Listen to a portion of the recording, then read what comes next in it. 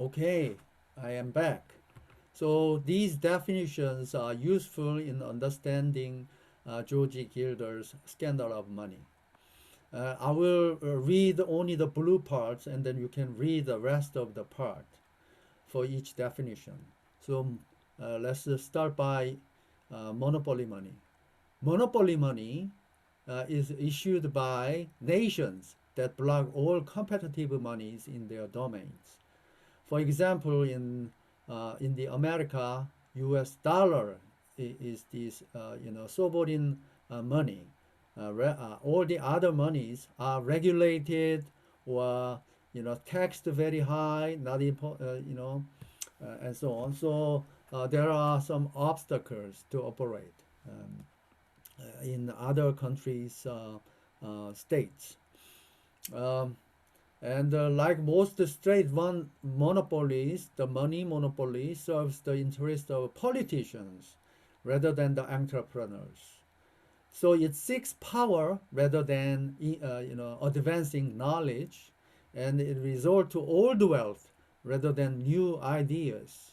And he claims that gold and Bitcoin are the cheap alternatives to state-run monopoly money. He talks about hypertrophy of finance. Finance is the role of finance is to make big project, which is impossible for the current situation because you need to amass a large number of people with different backgrounds, and then you can build a a large wall to have a protection against the foreign invasions and so on. Or you can start a new city in the suburban, Korea, like something called smart cities. But in order to do that, you need to finance, right? You need to get some funding and people, and accomplish the goal of a smart city. But in order to do that, finance need to help so that you can borrow money and work very hard, gather people around with the different backgrounds like as teachers, engineers, and so on. And then this smart city grows, and the smart city becomes successful. Everyone is happy. And then for a nation, we have balanced development throughout the whole country. So that type of large project should be financed through real money. But today we have opposite direction of financing going on. So let's read about this. So hypertrophy of finance, the growth of finance beyond the rate of growth of the commerce in intermediates. So for example, there is a real economic growth made by people, by real working and producing new knowledges. So that's a real economy. But the financial markets growth is far beyond this real economy. So for example, it is 40 or 30 times bigger than the real economy. For example, forex.com, the daily money exchange trading is the volume of daily trading of currency exchange is like 6 to 7 trillion US dollars compared to the 80 trillion US dollars as the world economy. This how big the the money market is. Uh, but these money seeking activities do not help the main street people, do not help the real economy. So that's the problem. For example, international currency trading is 73 times more voluminous than all global trading in goods and services. There are, comparisons like this, we can do in a homework using the statistics gathered in the internet, and then we can be more precise. And derivatives on real estate are now 9 times global GDP. Derivatives like the that collateralized assets. So we talked about this a little bit when we talk about financial crisis 2008. These investment banks made triple A grade assets by collecting subprime mortgage loans with the good loans. They mixed them together and created that. So those are the derivatives on real estate. Those are the examples of derivatives. So those derivatives now 9 times global GDP. So is this making sense? So that's not capitalism, he says. That's the hypertrophy of finance. It's a hypermarket. Okay, so it's beyond the normalcy. And information theory he talks about. So information theory in communications done by Shannon and Alan Turing, like a computer science and scientists. These are the mathematical theories behind the information age. Shannon talked about digital conversion of analog signals, and then you have these digital signals that can be saved, you can be transported to a long distance and so on. So now we have a digital world. So these guys are the mathematical geniuses that brought about this information age. And he talks about economy based on information theory. So let me read it. Based on the mathematical theories of Claude Shannon and Alan Turing, an evolving discipline that depicts human creations and communications as transmissions across a channel. So basically, he talks about human creation need to go through some type of a channel, where this channel could be physical channels, but at the end of this channel there is the people who would like to listen to this knowledge, created new knowledge, and this is defined as entropy. So basically, information theory is about entropy. Entropy is a surprise, and he talks about knowledge is a kind of a new knowledge is kind of a surprise. In order to create new knowledge, which is a surprise to many people in the society, that leads to wealth. That leads to wealth. So new knowledge, which is tested through entrepreneurship, so it can be fail or it can be a success. If it is a success, then this is a new invention, new innovation. With the new innovation and invention, the knowledge of the humanity increase from the previous state. So knowledge in the previous state, after the new knowledge discovered and tested, the humanity can have a better way of dealing with the problems. And then that is what George Gilder says, learning. So learning leads to new state of knowledge, which is higher than the previous one. And this is the growth of wealth. So when he talks about growing, he talks about learning. Learning means finding some surprising new facts. And then not only finding surprising new fact, he says that this newly created knowledge has to be tested. So when the test is done, this new knowledge can be applied to real world to solve real world problems. If it is successful, then this is a tested new knowledge. And then tested new knowledge leads to new wealth created by the humanity. So during this process of learning and making new services and products, Everyone becomes abundant with services and products, and then their living condition grow from the previous state. The other side of economy is elite based economy. The world famous elite economist, they set the course of the economy, and they put that direction into the economic policy and the monetary policies, fiscal policies made by Congress, and then they decide for you what the interest rate, what the exchange rate of currencies are, and then that's the today's economy.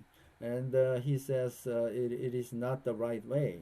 The right way should be touching upon the issues of the main street, the issues of the real people, rather than the numbers. Okay, and then rather than supplying large amount of money and throwing that into the society, because that will only create bubbles, and when the bubble pops, then the normal people, average people, the people in the main street who are working very hard are the hardest hit. And these investment banks, politicians are saved, bailed out because they are too big to fail. These arguments. So you can read about this rest of the part, and basically information theory. Basically, learning produces new wealth. That part of information theory provides the foundation for an economics driven by falsifiable entrepreneurial surprises. So that's what I told you. So by research, you can come up with a new idea, but these research ideas, new ideas, should be tested in real life, and then the testing is done by uh, you know the startups and the companies, and they need to get funding, and then through funding they gather people, they gather resources and apply to the real problems. And they, if this idea is successfully tested and then proven to be successful, that is basically a signal made by the real money. Then the real money, more money will be gathered to expedite this activity, and then large corporation grows, and then it provide lots of services and products to the humanity all around the world, and that's how new wealth is created. But some of these ideas can be proven false. When they are applied to the solve the real world problem, you can run into some obstacles or some roadblocks, and then there need to be more researches done. So that's the meaning of this sentence. So basically, information theory provides the foundation of economics driven by falsifiable entrepreneurial surprises. You need to have surprises, otherwise it is not new knowledge. The same thing applies when you write a research paper. That we are always seeking for what's the new idea? Why is it so surprising? And then after that, we ask, can we test this knowledge in computer simulations and so on and so on, or by experiments, real experiment done in the mouse and pigs, and then we have to test this knowledge, and if it makes sense in the real world, that's what it means. Okay. Information theory both enables and describes our digital world. All right. So here We have this concept of wealth. Wealth is tested knowledge, he says, and the physical law dictates that matter is conserved, and so on and so on. So basically, the difference between Neanderthals in the Stone Age and the modern people in today, the only difference that they have is this, accumulation of tested knowledge. Neanderthals have the same atoms and parts and the same, same, Earth, same environment, but the only difference is that they didn't have enough tested knowledge that we have today. So this increase of tested knowledge over time is the growth, and the growth actually means the growing of tested knowledge, and that's the actual wealth of the humanity. So all enduring economic advances come from the increase of knowledge through learning. So that's what learning is. So learning uh, is is connected with uh, you know learning is connected with failures. If it is if there is no failure during the course of your activity, that means you haven't learned anything new. You just go through a well paved road. These well paved road are set by someone else, and then you haven't tried anything new. And then since you haven't tried anything new, you cannot fail. You don't fail. And if you haven't tried anything new, and then you haven't failed anything, that means you haven't learned anything at all. All you have learned is just following the someone else knowledge. Okay, so created by someone else. Okay, so economic growth is a learning tested by falsifiability or possible bankruptcy. You have to run the risk of failure. That way you can learn new things.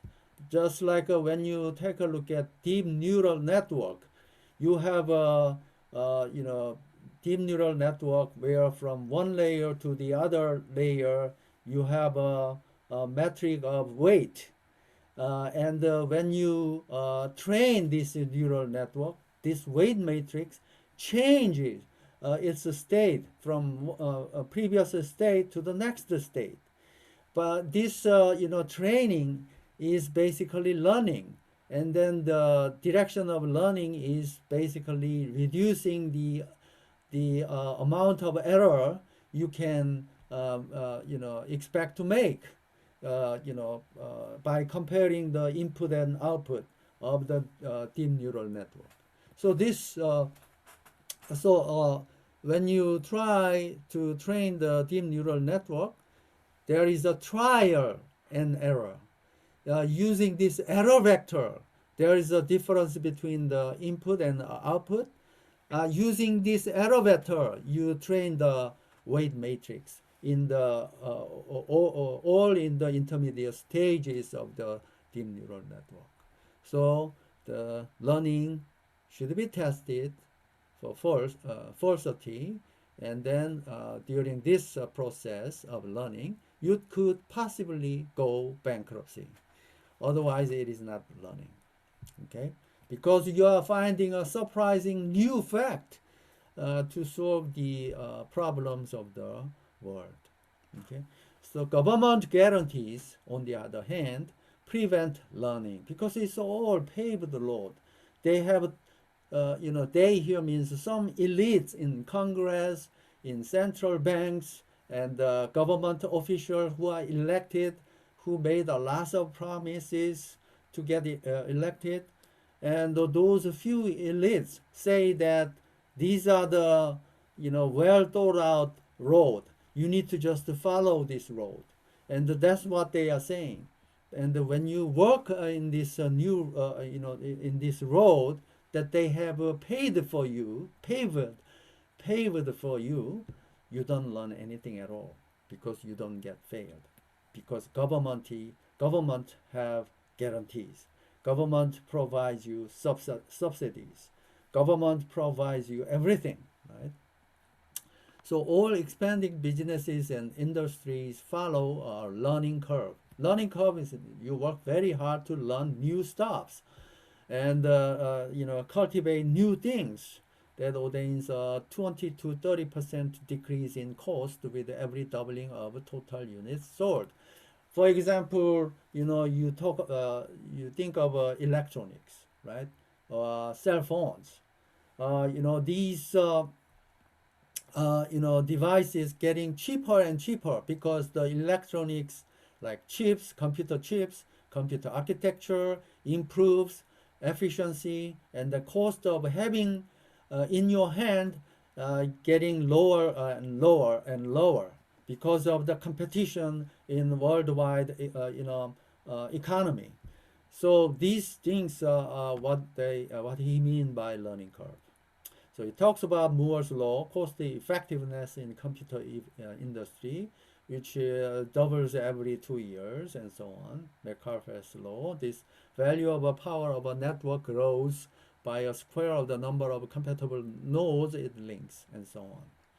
And the Wall Street is the people who work in the financial industry. So it's the symbol of financial industry. And this financial industry, there are investment banks, insurance company, credit cards vendors, and the hedge funds managers, and so on. And ideally, finance intermediates transactions across time. I told you about time. In order to do a big project, you have nothing, you have empty land, but you want to build a smart city, then you need to do some kind of a finance. This finance is done through interest rates and across the space through currency exchange rates. So finance can sometimes occur from one nation to the other, from one space to the other, and so on. But they face intermediation by gold, by a new transactions layer in the internet software stack, and by new cryptographic blockchain currencies. So since the Wall Street is corrupt by the hypertrophy of finance, this Wall Street is being renovated by the computer science technology, which is called the blockchain, and the Bitcoin, which is the money work on top of blockchain layer. So that's what he is talking about. And so in the hypertrophy of finance, Wall Street was bloated by monopoly money created by the central banks and the United States governments, and they never touched the Main Street problems, the problems of ordinary people. So this is definition of the Main Street. Basically, it talks about real economy of workers, paid hourly and monthly. And the Silicon Valley is a symbol of a high-tech entrepreneurial economy centered in California, Silicon Valley, California. They have been funded by venture capitals in the past, but today venture capitals turn their way around from the Silicon Valley to hypertrophy of finance, which is a speculative money market, which is much larger than this real economy or innovative entrepreneurial economy. So money doesn't go to this fake money doesn't go to the Silicon Valley, but to speculative money markets where they can make more money. And this distance from real economy and the entrepreneurial economy of finance to the speculative stock markets and money market is not going to help the real economy. That's the message. All right. So that's what I said.